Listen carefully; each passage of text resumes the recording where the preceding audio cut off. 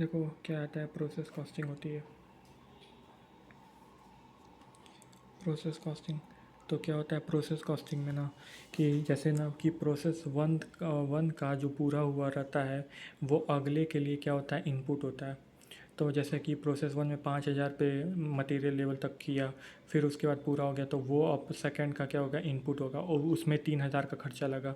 फिर अब वो क्या होता है, प्रोसेस थर्ड का इनपुट होगा, फिर उसमें 2,000 का लगा तो पूरे प्राइस कितना आए, 10,000।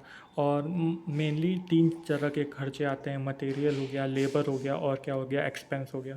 यही मेनली तीन तरीके के क्या होते हैं, खर्चे आते हैं। तो इसका पूरा हुआ वो अगले के लिए क्या हो जाता है, इनपुट हो जाता है।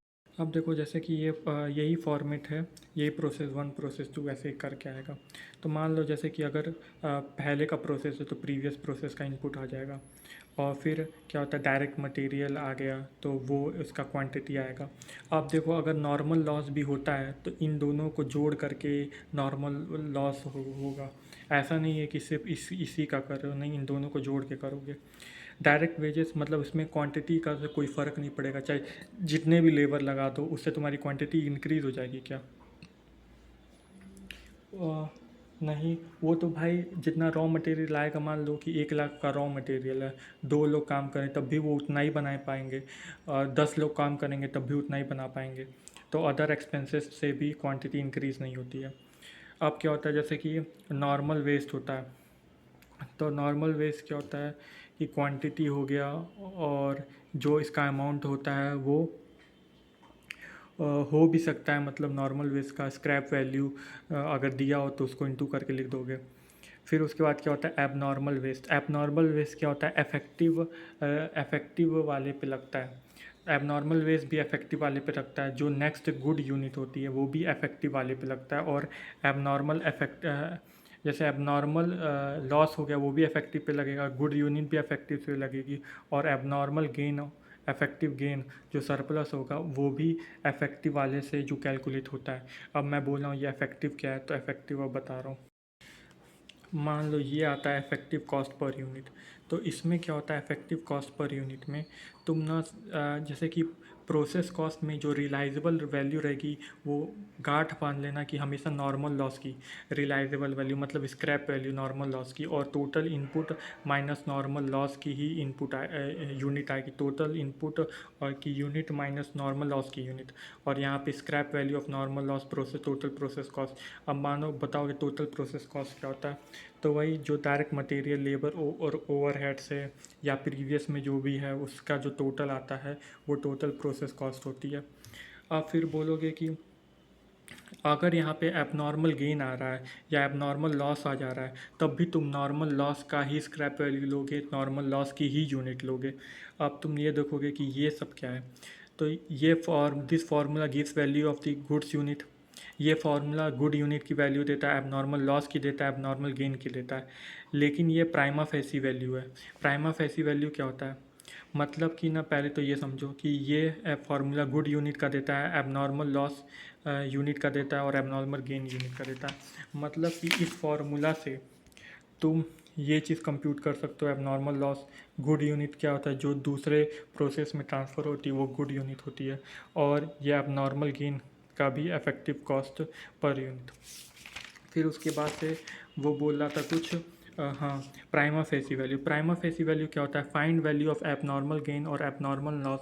उसमें स्क्रैप वैल्यू को भी एडजस्ट करना होगा रिप्रेजेंटेटिव अकाउंट में।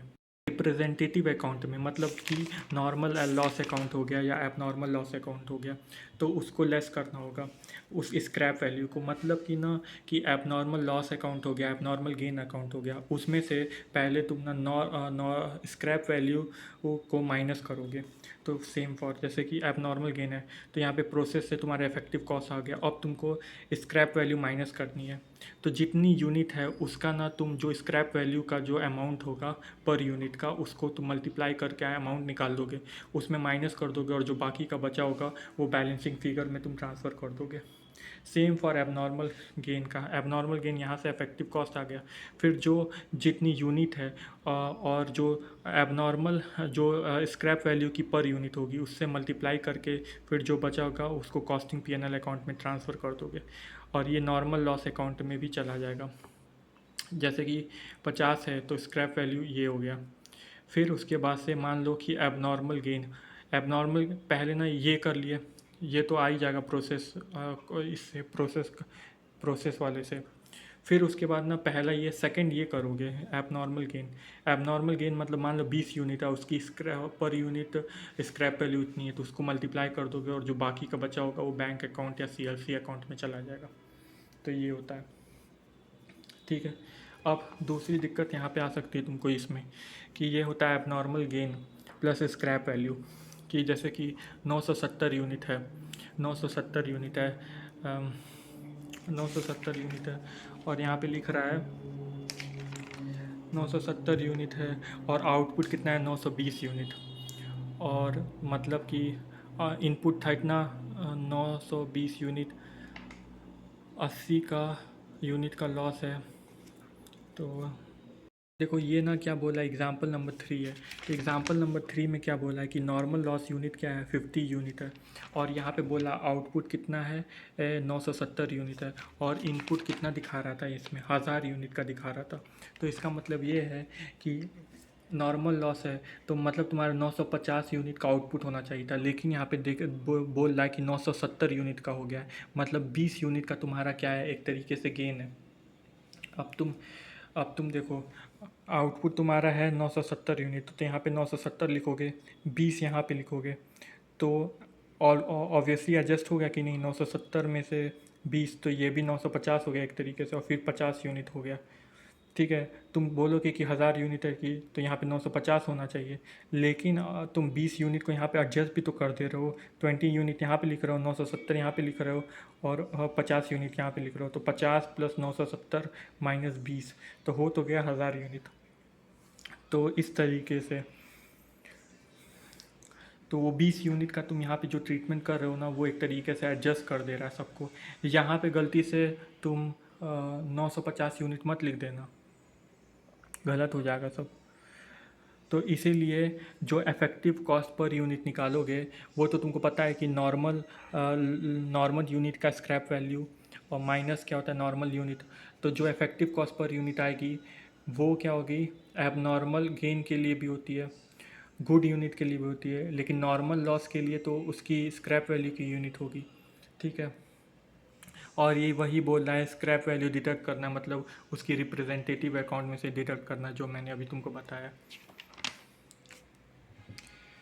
देखो नॉर्मल लॉस की यूनिट वैल्यू तो होती है स्क्रैप वैल्यू पे, good unit, abnormal loss, abnormal gain की, ये सारी इफेक्टिव कॉस्ट पर यूनिट पे वैल्यू होती है। आता है देखो पहला क्वेश्चन बहुत ही सिंपल है। जैसे 10,000 यूनिट है तो 10,000 यूनिट का 2% लॉस हो गया है, मतलब कि 200 का लॉस हो गया। और यहाँ पे ना देखो, यहाँ पे स्क्रैप वैल्यू कोई दिया नहीं है, तो यहाँ पे क्या होता है स्क्रैप वैल्यू तुम डैश मान लोगे, फिर यहाँ पर भी डैश मान लोगे, तो उस तरीके से करोगे और फिर इफेक्टिव कॉस्ट पर यूनिट निकाल लोगे। कि मान लो 200 यहाँ पे हो रहा है तो तुम्हारा कितना हो 10,000 है तो 9,800 होना चाहिए, लेकिन यहाँ पे 9,750 हो रहा है, तो मतलब 50 यूनिट क्या होता है एबनॉर्मल लॉस हो गया। तो फिर effective cost rate per unit निकाल लोगे, फिर कर लोगे, फिर उसको ये चीज़ों को यहाँ पे ट्रांसफ़र कर दोगे, तो फिर ऐसे कर लोगे, तो ये बहुत सिंपल हो जाता है। ठीक है।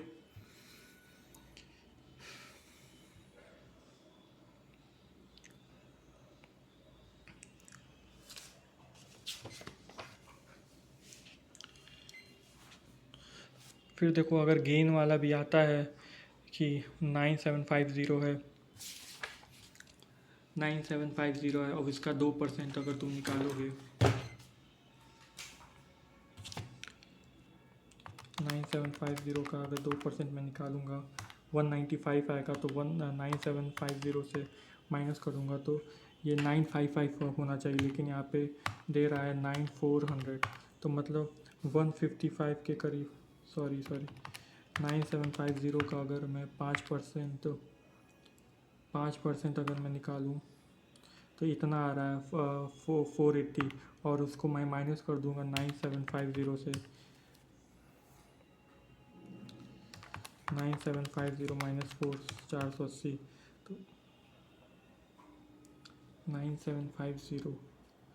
तो 9750 तो 9270 होना चाहिए, लेकिन यहाँ पे तो 9400 दे रहा है, तो मतलब 130 करोगे ना तो इतना आएगा 487.5। तो 9750 का माइनस कर दोगे 487.5, तो फिर उसके बाद 9400 से माइनस करोगे तो 137.5 मतलब 138। तो देखो 138, तो फिर उसका इफेक्टिव कॉस्ट पर यूनिट निकाल के कर लोगे। फिर उसके बाद आता है क्वेश्चन नंबर 2। देखो क्वेश्चन नंबर 2 भी सिंपल है। यहाँ पे ले रहा है कि 9000 was recover as a percentage of the direct labour. तो क्या करोगे, 90,000 को डिवाइड कर दोगे 30,000 प्लस 40,000 प्लस 50,000, तो ये आ जाएगा 1,20,000। और उसको करोगे तो 75% ऑफ द डायरेक्ट एक्सपेंसेस। तो जो 75% ऑफ डायरेक्ट, तो फिर उसके बाद 75%, 30,000 का 75% करोगे और उसको क्या करोगे, उसको प्रोडक्शन ओवरहेड में लिख दोगे। फिर उसके बाद 40,000 का 75% करोगे, उसको प्रोडक्शन ओवरहेड में लिख दोगे। तो ऐसे ऐसे कर दोगे, ठीक है। इसमें एक तो ये था, बाकी तो से सेम उसी की तरह है।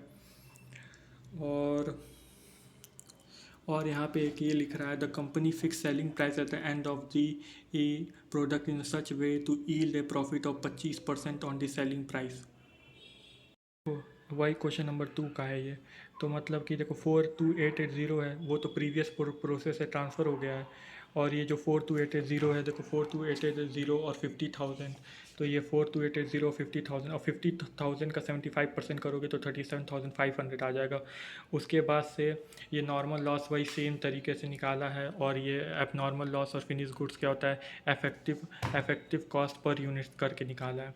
तो ये 52 आ जाएगा। अब देखो 52 में ऐसा मत कर देना कि 52 वो प्लस 25% ऑन सेलिंग प्राइस है तो 1/3 ऑन कॉस्ट हो जाएगा। 25% किस पे लिख रहा है 25% ऑन द सेलिंग प्राइस, तो ये 1/3 ऑन कॉस्ट हो जाएगा, तो 69.3 थी। तो ये मत कर देना, सिर्फ यहाँ पे सेलिंग प्राइस पर यूनिट पूछा है, calculate the selling price per unit of the end of the product, तो ये तुम बता दियो। ये मत कर देना 69.33 इंटू 7,300 और 69.33 इंटू 80 kg, ये मत कर देना गलती से भी। देखो फिर आता है तुम्हारा क्वेश्चन नंबर 3। क्वेश्चन नंबर 3 भी उसी की तरह है। देखो यहाँ पे processing costing excluding labour hour दे रहा है, तो 63 आवर इंटू 30 कर दोगे।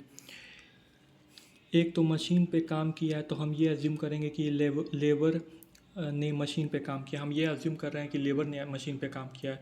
तो इसका जो 63 आवर इंटू 80 करोगे, ठीक है। स्टैंडर्ड ही 90% है, तो मतलब 90% ना तुम्हारा अगले में ट्रांसफ़र हो रहा है, मतलब 10% तुम्हारा नॉर्मल वेस्टेज हो रहा है, नॉर्मल वेस्टेज हो रहा है। लेकिन यहाँ पे दे रहा है कि 70,000 गया है, तो उसमें से जितना कम हो रहा है वो एबनॉर्मल लॉस हो जाएगा। फिर उसके बाद बोला general overhead recovered at 125% of labour cost. तो जो तुम लेबर कॉस्ट निकाल रहे हो उसका 125% कर दोगे तो वो जनरल ओवरहेड हो जाएगा, ठीक है। उसके बाद ऐसे करके तुम टोटल कॉस्ट निकाल लोगे, और टोटल कॉस्ट निकाल लोगे उसके बाद इफेक्टिव कॉस्ट पर यूनिट निकाल लोगे। ये वेस्ट फ्रॉम सोल्ड, ये स्क्रैप वैल्यू है, ठीक है। तो इस तरीके से तुम इफेक्टिव कॉस्ट पर यूनिट निकाल दोगे, और इसका और गुड यूनिट का तुम इससे मल्टीप्लाई कर दोगे, और 8,000 को 1.5 पर केजी से मल्टीप्लाई कर दोगे। सेम फॉर इसका भी हो रहा है, जैसे इसमें की हो वैसे इसमें आएगा। इसमें 96,000 ट्रांसफ़र हो रहा है, तो इसमें एक तरीके से एबनॉर्मल गेन आएगा। वही चीज़ है जो प्रोसेस 1 में है, वही सब सेम चीज़ है। यहाँ पे लिख रहा है general overhead recovered at 50% of the labour cost, तो 50%। तो यहाँ पे 70,000 प्लस 30,000, मतलब कि 50% क्या है, नहीं 50% ऑफ द लेबर कॉस्ट, वो तो लेबर कॉस्ट का तुम निकालोगे। यहाँ पे लिख रहा है 95% ऑफ द इनपुट, मतलब 95%, मतलब 5% तुम्हारा क्या हो गया, नॉर्मल लॉस हो गया। तो 5% नॉर्मल लॉस कैसे निकालोगे, 70,000 प्लस 30,000, ऐसा मत करते ना सिर्फ 30,000 निकालोगे, नहीं 70,000 प्लस 30,000 का 5% निकालोगे तो 5,000 आएगा। और ये स्क्रैप वैल्यू 1 है, तो 1 से 1। उसके बाद तुम्हारा यहाँ तक का तुम कॉस्ट ले लोगे, माइनस यही स्क्रैप वैल्यू कर दोगे। फिर उसका यूनिट करके तुम एक प्राइस निकाल लोगे, उस पर तुम एबनॉर्मल गेन कैलकुलेट कर लोगे और गुड यूनिट कैलकुलेट कर लोगे। उसके बाद से यहाँ पे एक चीज़ लिख रहा है कि इंक्वायर किया है कि अगर 1700 kg specially prepare waste for process 1 का लिख रहा है। तो ये ना तुम्हारा एक तरीके से जॉइंट एंड बाई प्रोडक्ट का जो फर्दर प्रोसेसिंग कॉस्ट है ना, उसकी तरीके से। तो तुम क्या करोगे, 1700 kg, और वो बोल रहा है अगर ये स्पेशली प्रिपेयर वेस्ट, अगर ये प्रिपेयर्ड हो जाएगा प्रोसेस से, no process loss would be entirely sold, तो 3.20 पर केजी में। तो 1700 3.20 पर केजी में लेने की बात कर रहा है, लेकिन उसमें से लेस कर दोगे। अगर तुम ऑन द स्पॉट बेच देते हो, ऑन द स्पॉट बेचोगे तो कितना मिलेगा, 1.5 केजी मिलेगा। तो 1700 माइनस इंटू 1.5, तो वो फिर जो निकल के आया उसको उसमें से लेस कर दोगे, ये जो फर्दर प्रोसेसिंग कॉस्ट करोगे, मतलब वो 1700 केजी को प्रोसेस में लाने के लिए तुमको फर्दर प्रोसेसिंग कॉस्ट भी तो करनी पड़ेगी। तो वो इन सबको जोड़ करके इंटू कर दोगे 1700 से। तो वो, तो अगर वो पॉजिटिव आ रहा है तो तुम उसको नेक्स्ट प्रोसेस के लिए ट्रांसफ़र करोगे। बता दे रहे हैं इस तरीके से। देखो 1700 केजी 3.2 1.5, फिर 1700 केजी वो, अगर हाँ नेट बेनिफिट आ रहा है तो तुम ट्रांसफ़र कर दोगे। उसके बाद से ये आ रहा है क्वेश्चन नंबर 4। देखो क्वेश्चन नंबर 4 भी उसी की तरह है कि रॉ मटेरियल यूज़ है इतना, उसका कॉस्ट पर यूनिट है, ये ट्रांसफ़र हो रहा है, नॉर्मल लॉस इतना है, डायरेक्ट वेजेस इतना है, direct expenses 60% of the direct wages, manufacturing over है 20% of the direct wages, scrap value इतना है। फिर वो प्रोसेस सेकेंड में चला जाएगा। 6000 unit good were sold at a profit of 15% on the cost, assume there is no opening and no closing, 15% on the cost. देखो यही वो क्वेश्चन नंबर 4 है। देखो प्रोसेस 1 जैसे तुम करते हो वैसे ही करोगे, प्रोसेस 2 भी जैसे करते आ रहे हो वैसे ही करोगे। दिक्कत यहाँ पे आएगी, देखो फिनिश गुड्स स्टॉक अकाउंट तुमको बनाने के लिए बोला है, तो फिनिश गुड्स स्टॉक अकाउंट में तुम क्या करते हो, कॉस्ट ऑफ सेल्स निकालने के लिए। मान लो कि प्रोसेस सेकेंड से तुम्हारा ट्रांसफ़र हो रहा है इतना, तो फिनिश गुड्स में तो प्रोसेस सेकेंड से इतना आ रहा है, और उसमें ये बोल रहा है, क्या बोल रहा था कि 6000 unit were finish goods were sold at a profit of 6000 unit की फिनिश गुड्स, तो 6000 यूनिट फिनिश गुड्स की, तो वो कॉस्ट ऑफ सेल्स हो गई ना, मतलब उसका प्रॉफिट अभी नहीं ले रहे हो, तो एक तरीके से वो कॉस्ट ऑफ सेल्स हो गई। तो वही ये इफेक्टिव कॉस्ट पर यूनिट वाला ही लोगे, effective rate cost per unit वाला ही यहाँ पे लोगे, तो वो आ जाएगा, बैलेंस शीट आ जाएगी। और ये कॉस्ट ऑफ सेल्स तुम जानते हो ये इनकम स्टेटमेंट में आएगा, इनकम स्टेटमेंट में आएगा, तो ये वही यूनिट आएगी 840298। अब इसमें एबनॉर्मल लॉस आता है तो डेबिट में आएगा, और क्रेडिट में एबनॉर्मल गेन जाता है। तो यहाँ पे देखो 75%, लेकिन हम बोले थे ना कि उसका स्क्रैप माइनस हो जाता है, तो स्क्रैप की वैल्यू क्या थी 12.5, तो 12.5 इंटू 75 यूनिट, उसको माइनस कर दोगे 12.5 इंटू 75 यूनिट, उसको तुम माइनस कर दोगे 7259 में से, तो वो वैसे ही किया हुआ है। और फिर यहाँ पर भी स्क्रैप माइनस कर दिया गया है। फिर वो जो सेल्स है वो 15% प्रॉफिट में बिक रही है, 15% कॉस्ट पे, 15%